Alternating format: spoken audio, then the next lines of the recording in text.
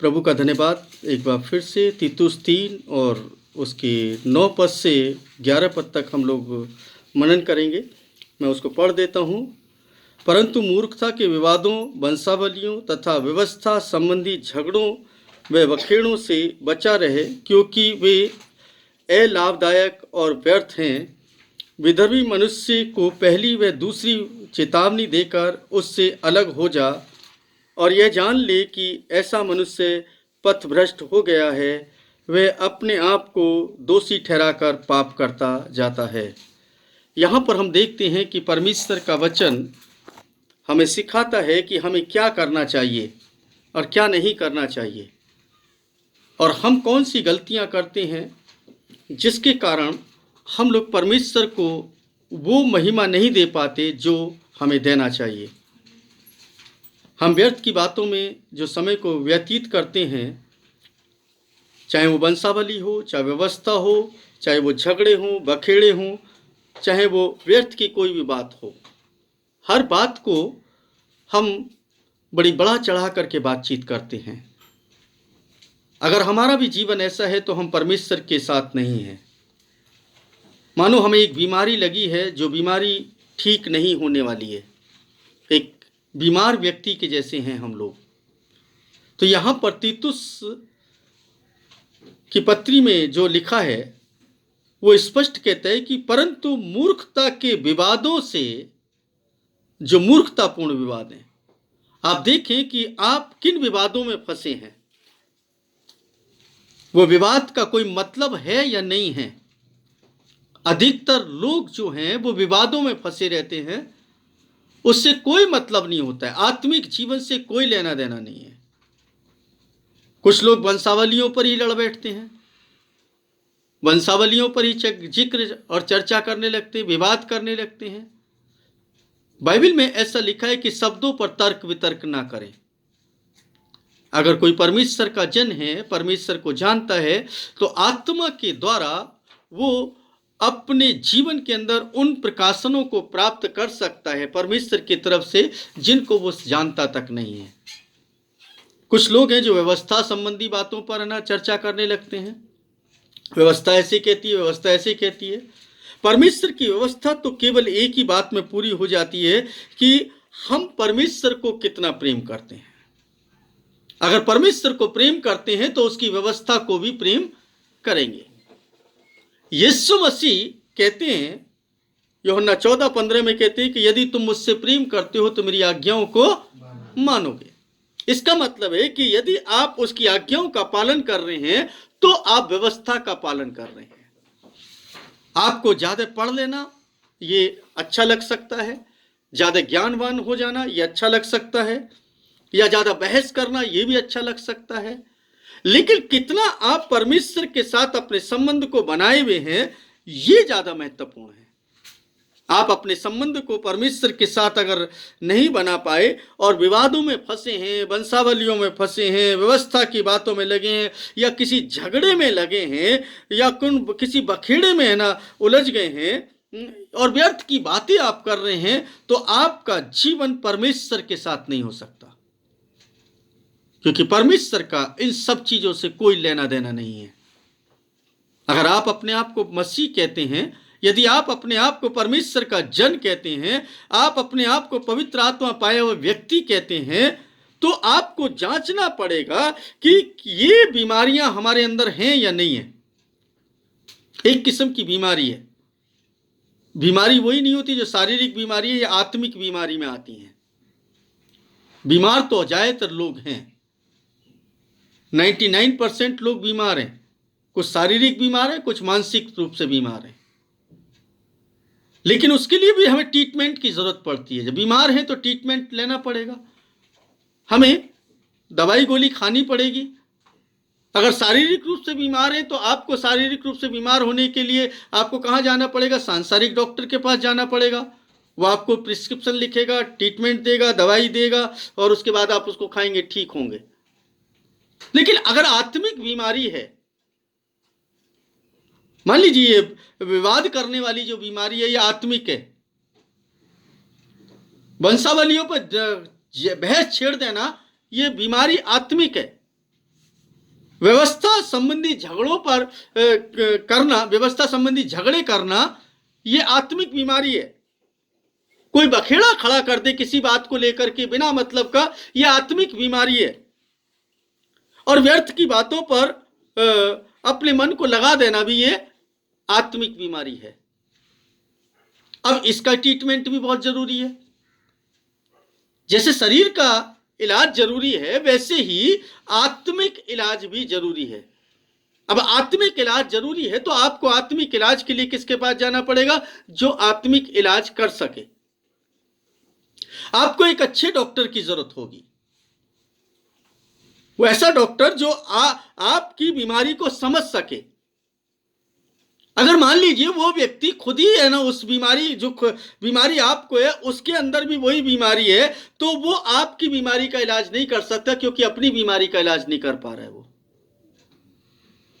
ये बिल्कुल स्पष्ट है कि आप लोग या मैं हूं या कोई भी व्यक्ति इस पृथ्वी पर, अगर वो खुद भी उसी बीमारी का इलाज खुद नहीं कर पा रहा है, खुद ठीक नहीं हो रहा है, तो दूसरे का इलाज क्या करेगा?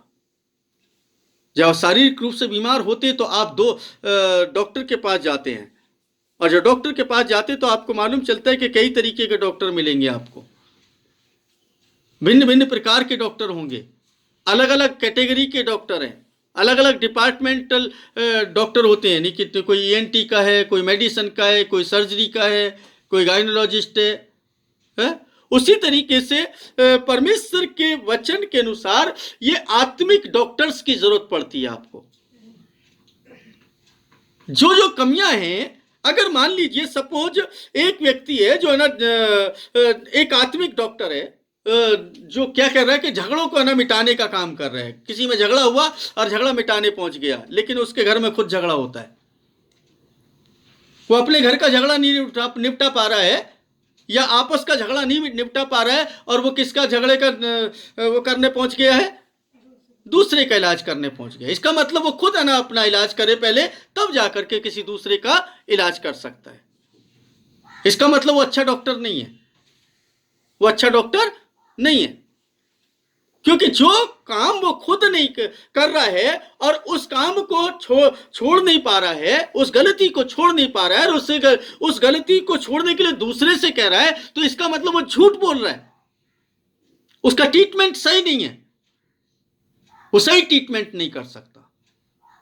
तो आपको अपने लिए एक ऐसे डॉक्टर की जरूरत पड़ेगी जो आपका इलाज सही ढंग में कर सके। तो सबसे बड़ा कहते हैं कि डॉक्टर्स में भी है ना कैटेगरी होती हैं। कुछ झोला छाप होते हैं, फिर उसके बाद है ना JR होते हैं, फिर SR होते हैं, फिर है ना कंसल्टेंट होते हैं, फिर प्रोफेसर होते हैं, HOD होते हैं। तो कहने का मतलब ये जो कैटेगरी है, तो हमारा जो HOD है, अगर मान लीजिए HOD के पास जाएं तो उसको सबसे ज्यादा नॉलेज होती है, क्योंकि सारे डॉक्टर्स उसको रिपोर्ट करते हैं। अब आप समझिए कि सारे डॉक्टर्स किसको रिपोर्ट कर रहे हैं? HOD को रिपोर्ट कर रहे हैं। तो सबसे पहले कोशिश करें कि अपने HOD से अपॉइंटमेंट ले लें। हमारा HOD कौन है? यीशु मसीह। तो हमारा सबसे बड़ा डॉक्टर कौन है? यीशु मसीह। हम लोग जो डॉक्टर हैं, आत्मिक डॉक्टर, हम जैसे जो डॉक्टर हैं, ये है ना, हम में से कुछ झोला छाप हैं, कुछ JR हैं, कुछ SR हैं, कुछ कंसल्टेंट हो गए हैं, लेकिन जो सबसे बड़ा डॉक्टर है, जो HOD है, वो कौन है? यीशु मसीह। अगर HOD से अपॉइंटमेंट मिल जाए तो वो सही सही ट्रीटमेंट कर सकता है। अब HOD से मिलने के लिए आपको बड़ा ही हम्बल होना पड़ेगा। आप जब है ना OPD में जाएंगे तो आप है ना किसी को भी वैसे दिखा देंगे, लेकिन बड़े डॉक्टर से मिलना होगा ना, तो आपको कहेंगे अभी बड़े डॉक्टर साहब आएंगे, बड़े डॉक्टर साहब से अपॉइंटमेंट लेना पड़ेगा। तो उनसे अपॉइंटमेंट लेना पड़ेगा भाई, और वो अपॉइंटमेंट आपको खुद लेना पड़ेगा, आपकी जगह कोई दूसरा नहीं लेगा। जैसे बोल देते ना, पादी साहब मेरे लिए प्रार्थना करना, भाई मेरे लिए प्रार्थना करना, बहन मेरे लिए प्रार्थना करना, उससे काम नहीं चलेगा। वो आपका पर्सनल मैटर है, पर्सनल बीमारी है। अपनी बीमारी को आप ही बता सकते ना, कोई दूसरा कोई बताएगा? तो इसका मतलब है कि आपकी बीमारी का इलाज जो है वो दो लोगों के पास है, एक तो आपके स्वयं के पास और एक डॉक्टर के पास। डॉक्टर भी कौन? जो अच्छा डॉक्टर हो। और सबसे अच्छा डॉक्टर कौन है? यीशु मसीह है। हम तो कंपाउंडरों में ही आते होंगे, हम तो डॉक्टर भी नहीं कह सकते अपने आप को।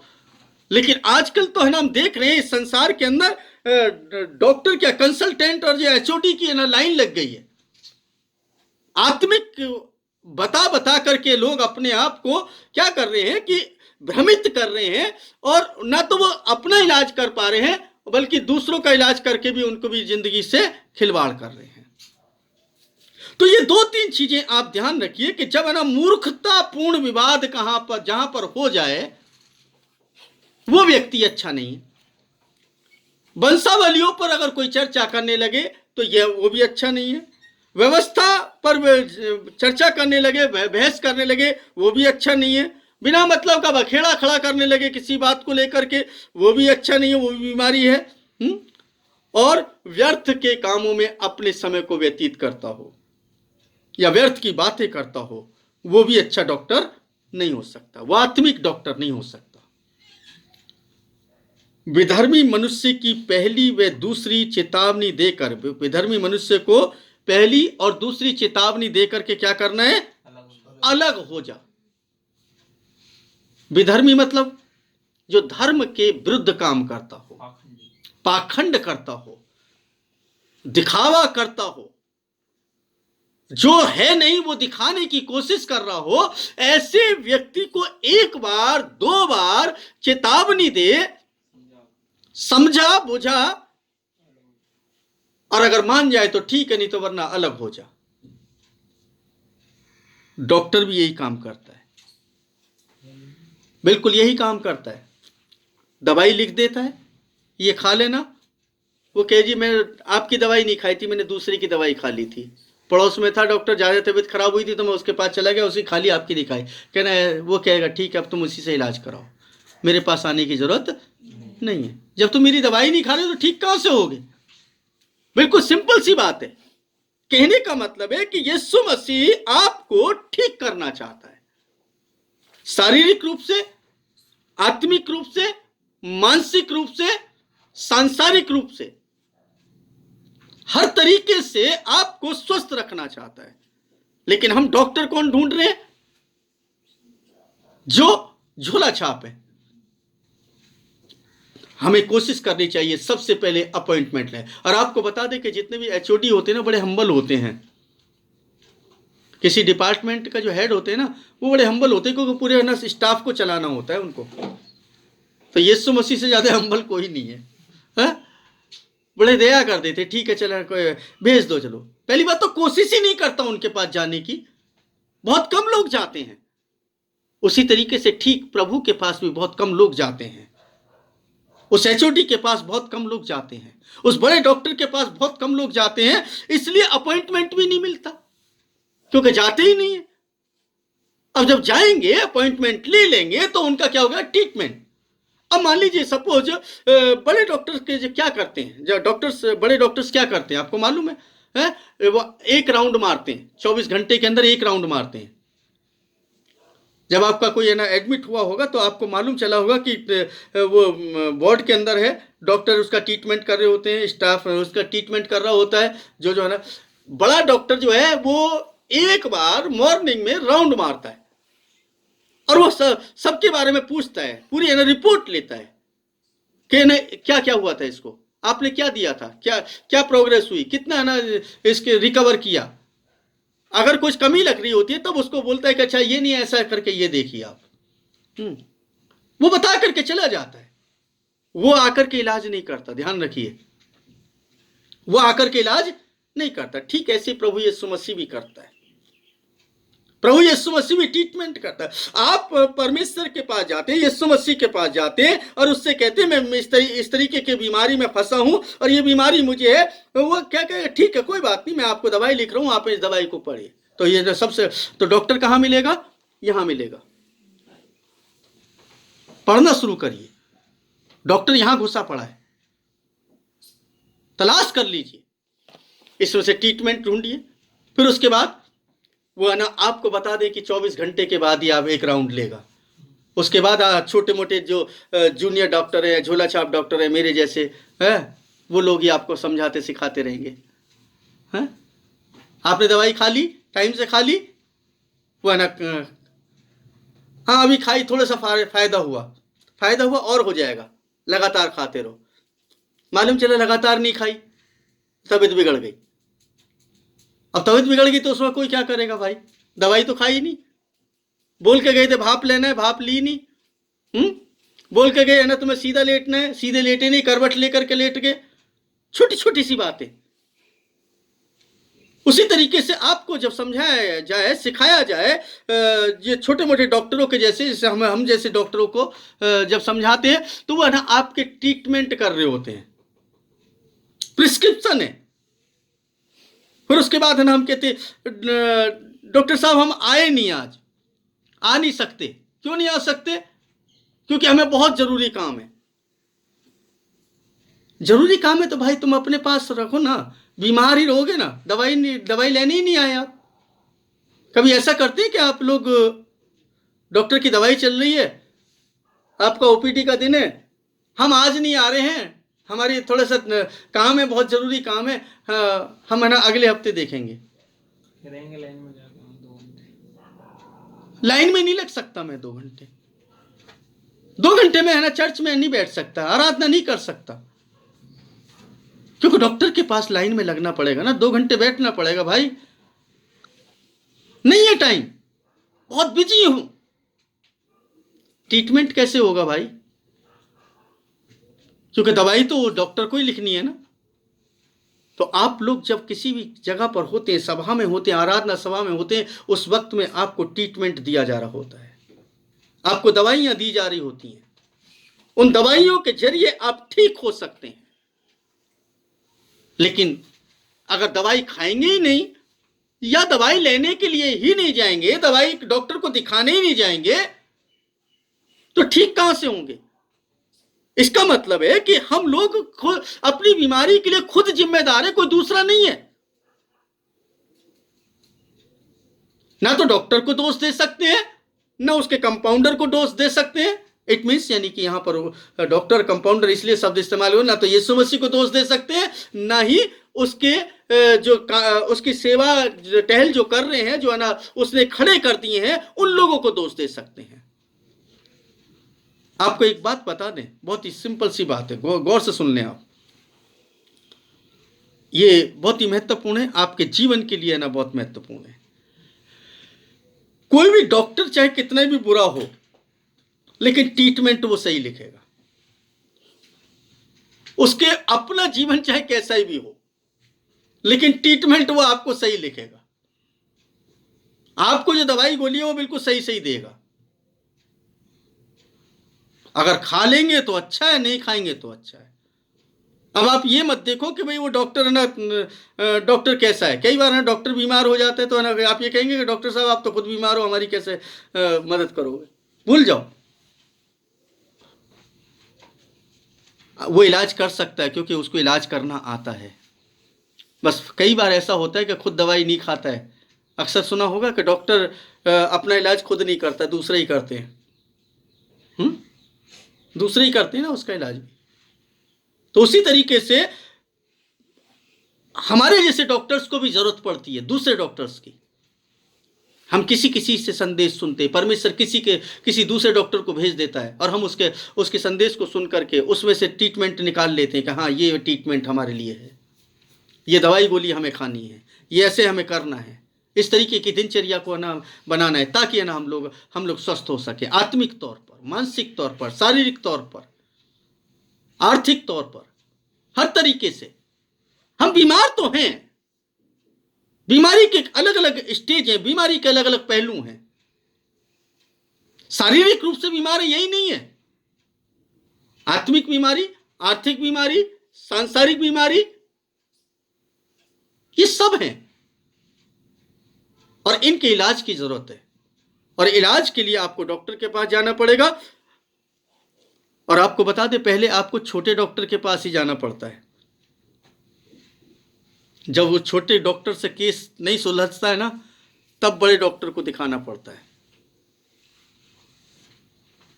इसका मतलब हम जैसे जो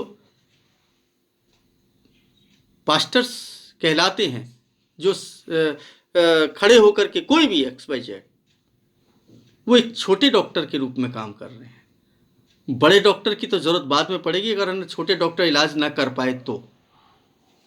अगर छोटे डॉक्टर के ट्रीटमेंट भी ले लेते ना तो अभी ठीक हो सकते हैं, लेकिन ट्रीटमेंट ही नहीं लेते।